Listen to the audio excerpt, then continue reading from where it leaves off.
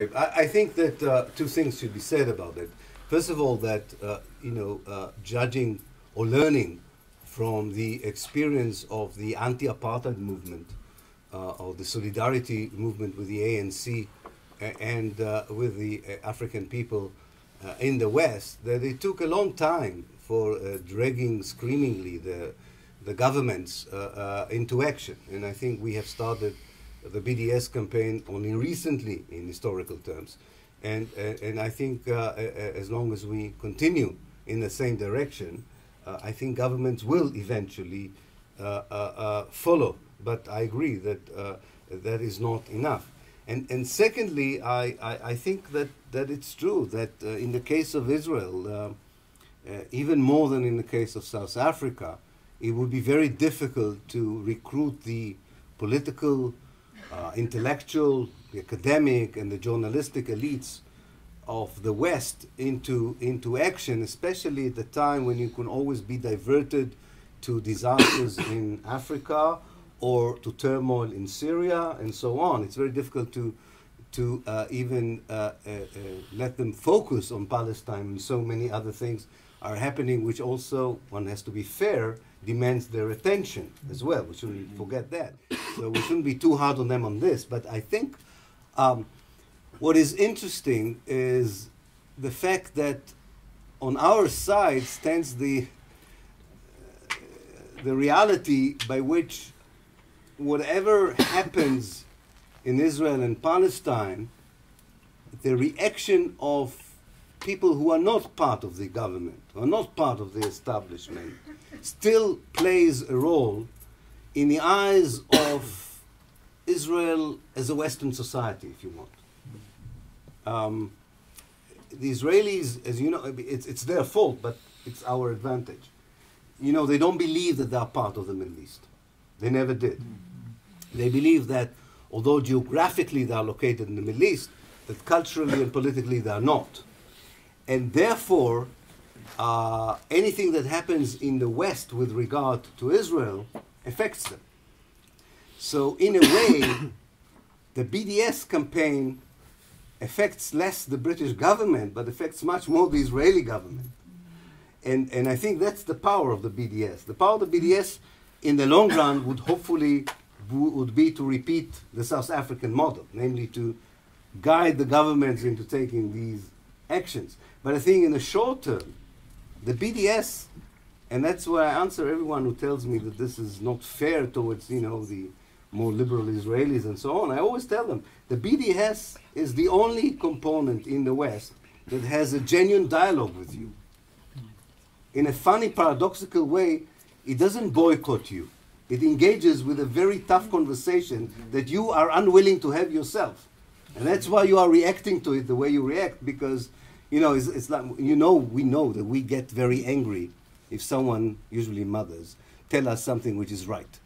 Right? We get very angry when we say, no, that's not true, but we know that this is true.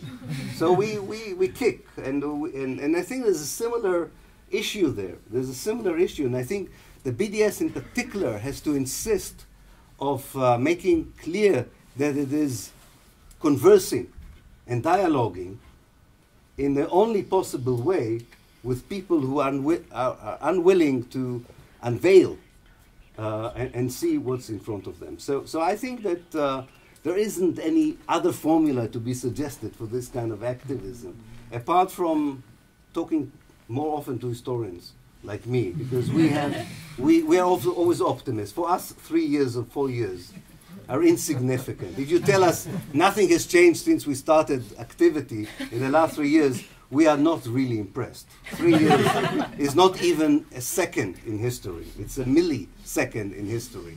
So that can help maybe some optimism. Would you like to see more of you at demonstrations?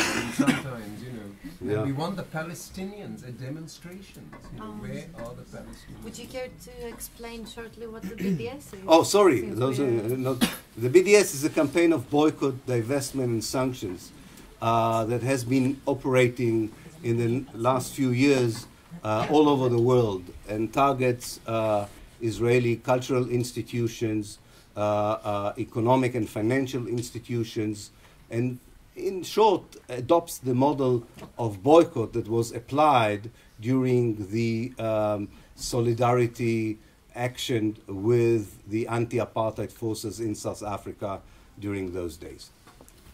There was a question from around the corner first. No. Hi, I was reading your other book, The Modern History in Palestine.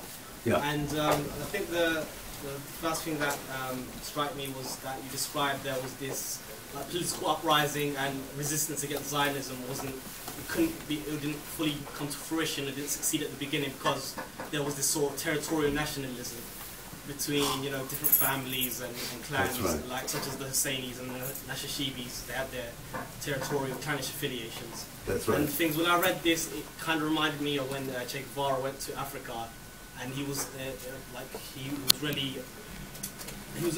internationalist basically, and he wanted to unite Africa, and he wanted to see the Patrice Lumumbists and see their struggle. But his biggest problem was they didn't share his same vision of internationalism. So they wanted to liberate their own country, but not Africa as a whole continent. So, I mean, I wanted to ask you, is there this same sort of territorial nationalism in Palestine? Is it like as obvious as it was back then? Is it similar to like the caste system in India? Right. I think it was true at the period you're talking about. Definitely factionalism, regional and religious, and sometimes territorial affiliations were far more important than a united front, and definitely an international struggle. I think it's a bit different today. I'm not saying that there isn't sectarian, religious, and ethnic identities or sub-identities, if you want, that defeat sometimes the wish to have a more united front. But I think they are less significant than they were at the time. And I think that there are other factors today that defeat that ability to unite. Part of it is the imbalance of power. I mean, really, what the Palestinians are facing in military, political, and economic terms, very few subaltern people have faced in history. But part of it is their own agency, undoubtedly. But unlike the period you were talking about, they are now facing a fragmentation that they didn't cause. They were fragmented by the catastrophe of 1948. And to rebuild unity out of that catastrophic fragmentation is far more difficult than it was in those days. And just a note about internationalism, one of the problems for Palestinians was, if you are familiar with the history of the Communist Party, for instance, in Palestine, was that the Zionists, in a way, brought the international ideas. They corrupted, in many ways, the universal international ideas by saying, we are also bringing you international values. We colonize you, but all the workers of the world should unite under our colonization, right? It's one of the many paradoxes. And it's damaged forever, I think. Not forever, I hope so. But it damaged a lot the chances of any universal position to appear as significant in the history of Palestine. But we all hope that the 21st century is really, I talked seriously about unlearning. I think we also have to unlearn what internationalism is. We shouldn't be also captivated by the old dogmas of what was universal internationalist position.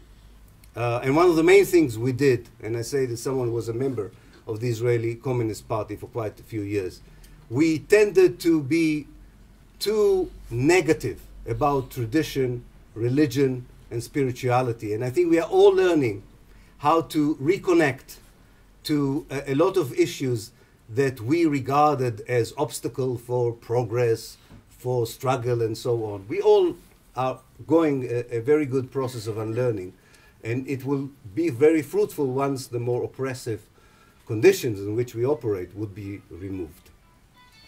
Thank you.